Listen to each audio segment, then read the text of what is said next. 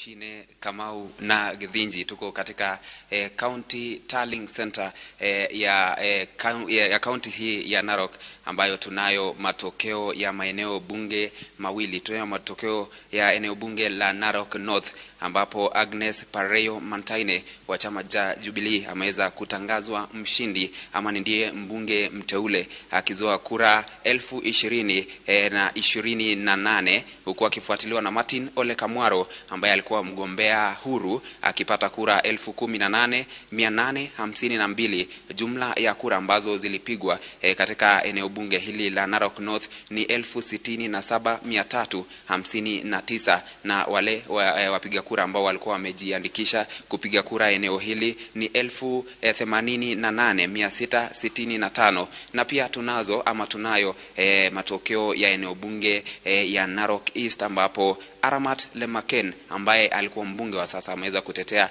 kiti hicho akijizolea kura 13,588, akifuatiliwa kwa karibu na Alfred Keriolale wa chama cha ODM ambaye alizoa kura 8,530. Hao ndio wabunge wateule na tayari wamepokezwa viti vya ushindi. Tunasubiri matokeo ya maeneo mabunge manne: eneo bunge la Emurua Dikir, Kilgoris, Narok South na vile vile Narok West. Kwa hivyo hivi sasa katika eneo ama ukumbi ambapo tulipo sasa, tutakuwa tunasubiri wale returning officers kutoka maeneo bunge ama maeneo bunge yote 6 ya county hii ya Narok kufika hapa, ili kuweza ama tutaweza kujua nani atakuwa gavana wa county ya Narok, nani atakuwa seneta wa county hii, na vile vile mwakilishi wa kike ama ukipenda woman representative atakuwa ni nani. Hiyo tutakuwa tunajua baadaye. Kwa sasa hivi tutasubiri tu matokeo